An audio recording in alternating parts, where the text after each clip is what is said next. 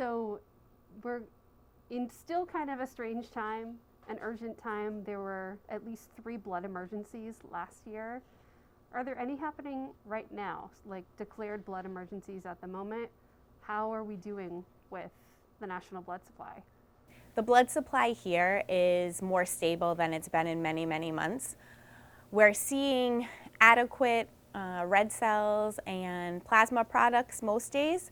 However, the issue now for us is having enough platelet products on hand. So the challenge with platelets is that they have a short shelf life. They're good for about 7 days, 5 to 7 days. And it takes about 2 hours for someone to do a platelet donation. And those donations can only be done at one of our 6 donor centers. So I believe what we're seeing is a decline in people's willingness to come in and spend that amount of time with us as restrictions are being lifted and people have more demands on their time. Yeah, because now lots of people are kind of getting back to their quote unquote like normal, back to normal schedules, activities, or doing more things, and maybe not thinking about donating blood or platelets. But it's still an urgent need, obviously.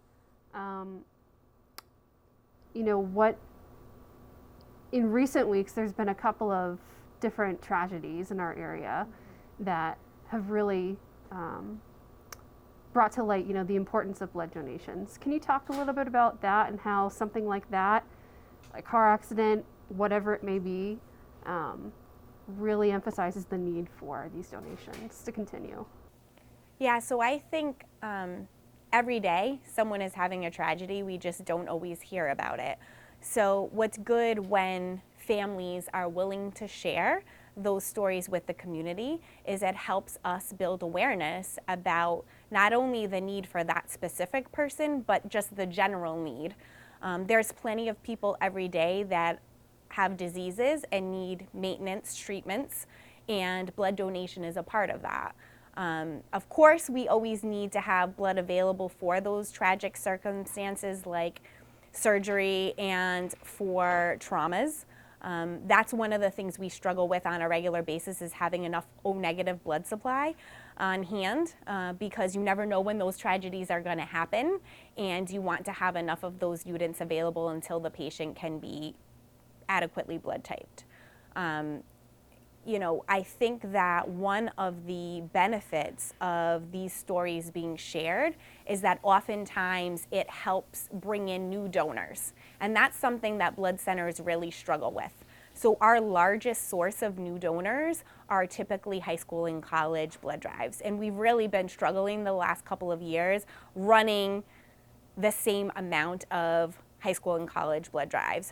We're starting to see that turn around, and I'm so grateful to the Rhode Island community. The colleges and high schools are starting to welcome us back in. They still see the importance of exposing the youth of Rhode Island to blood donation and helping them understand the importance.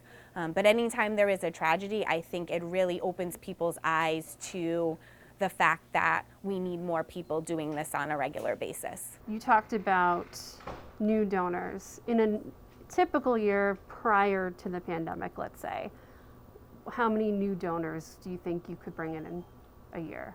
I think that really varies based on how many high school and college drives we were having. I mean, there are certain drives where 50% to a third of the donors are new and trying that for the first time. It really depends on the history of that operation and what we've done for education and what time of year we're running the drive even all makes a difference.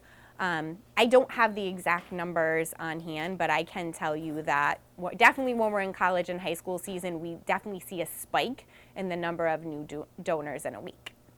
And do those new donors come back, or are they sometimes just one and done? So donor retention is definitely something that we're always concerned with. I think that a lot of donors will come back. And I think that's why it's so important for people to have a good donation experience and know how to prep their bodies for blood donation. So it's important that people eat and hydrate, unlike a blood test, before they come in to give blood, and that really ensures that they have a good experience and that they want to keep coming back and helping the community in this very important way. You also talked about O negative blood being needed on hand for traumas. Are there any kind of are there any other blood types that you're struggling to get or that are often needed? Well, we always need O because it's the most prevalent blood type. So there's a constant need for basically blood type O in general, both O and O negative. The platelet demand is pretty constant because it's a major part of a lot of patients' treatment for cancer. So the chemotherapy and drugs that they are receiving to help battle the cancer does negatively impact at times their blood counts. And so they really need those platelet transfusions in order to help them live a somewhat normal life while they're going through treatment. You also talked about mobile blood drives being very effective, especially in getting new donors. But those have, I imagine, been not as constant in the last couple of years. What are you planning to do, as we're kind of starting to rebound from the pandemic with those? Yes, so we have a group of account managers here at the Blood Center that work within a territory, and they engage with churches, civic organizations, businesses, restaurants to try and offer those convenient options. And what we're seeing now is that we're starting to have success reaching back out, especially to more companies and schools, and get them back on the calendar. So what I think is happening is as people are moving back into the office and as restrictions are lifting, people are now able to entertain hosting a blood drive again, and we are seeing more success with that. I think there were several factors as to why we did an assessment of the donor center hours. We wanted to look and see when were the most popular times for our donors in days of the week and hours, and so we made changes based on what we saw in donor behavior. It also allowed us to assign some of the staff that were in the donor centers to mobile operations and allowed us to grow the mobile calendar as well. So we made choices about the donor center hours based on donor behavior, and then that allowed us to grow the mobile calendar again. Were there staffing challenges involved in that decision making as well, or just more of the donor lifestyle? Donor lifestyle and staffing challenges, I think it was both. We were not immune to having challenges like every other industry. I have to say that we've been very successful in doing more hiring. We still have open positions here at the Blood Center, but we are making great progress in onboarding new staff. I think one of the challenges with our industry is that it takes time to train people and get them proficient. And so that's one of the things we have to balance. We can only onboard so many people at a time. I'm not sure what you can share, but are there any stories of impactful donations that you recall in recent years or months that stood out to you? So we have a new 100-gallon platelet donor that we are highlighting on our website. So anytime those stories come across my desk, I think what an incredible gift and how impactful those donations have been on so many people within the Rhode Island community. So, that person is making the time on a regular basis to come in here. And I like to say that although platelet donation takes a bit longer, people really get some me time. So you can use that time to binge your favorite Netflix show, read a book, just have some quiet alone time if that's what you need in that moment. Or, a lot of people do have the ability to get some work done outside of a formal office setting, and people bring their laptop here with frequency, and they are checking email or doing whatever tasks they can do from the donor chair. What do you think it takes to get a person like that to come through your doors? I think it takes education and motivation, and I think that's where we try and provide those educational tools to our advocates within the community, and then that's where those personal stories come into play to kind of put a face to sometimes a personal thing that is kind of impersonal because you don't see who's on the receiving end. We are launching in the next couple of months a brand new application that will allow blood recipients to send anonymous messages of gratitude to their blood donor. So we will be doing that in the coming months. We're working with our hospital partners right now, and I do think that that's really going to reinforce the good and the impact that blood donation has. That's really cool. So like literally tracked it back to the exact donor. Mm-hmm. Wow. It's something you hear about sometimes with like transplant recipients, and getting in touch with either their family or if it was perhaps a living donor. But this is really unique. Do other blood centers do this, or would this be a first of its kind kind of a thing? There was a blood center in the Midwest that created this application. They've been using it for a while, and they've made it available to other blood centers across the country. So we are going to be adopting it late spring, and we do think that it's really going to help with donor engagement, donor frequency. I mean, I can just see someone, in line at Dunkin' Donuts checking their email. Maybe they gave last week or the week before, and all of a sudden this appreciation message pops up in their email. And I just think that that's going to really drive home the impact that they're having on the community. And I cannot wait to see the messages that are going to come through.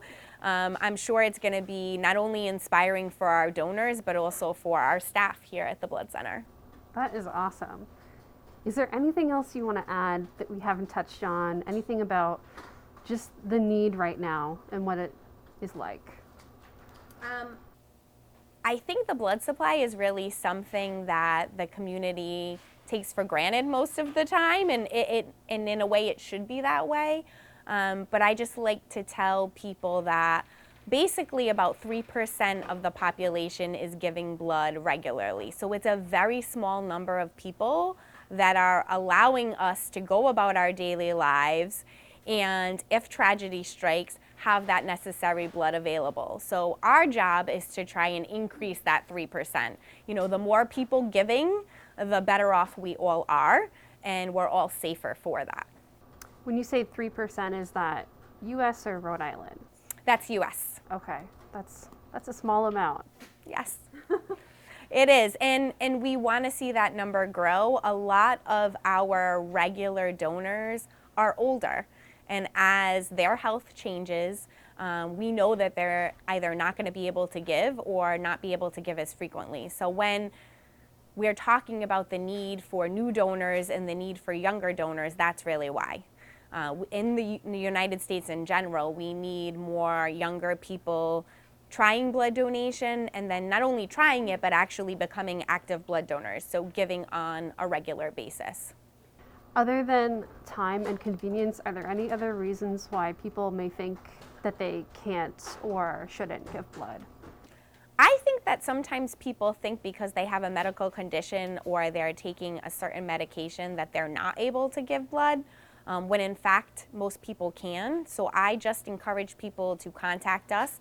So there's a lot of great information on our website, ribc.org, or you can call our contact center and speak to someone on the medical team, and they're able to advise you appropriately. Do you have any statistics for Rhode Island and how much people donate here, or how often it may be utilized here, I guess? I don't have an updated statistic. I feel like COVID kind of skewed things, because we weren't really able to run as many operations as we typically could. So whatever that number is, I don't really know that that's an accurate representation of the percentage of the population that's willing to give. So I think as we continue to grow our mobile calendar, I think that that number in probably the next 6 to 12 months will be much more accurate representation of the state.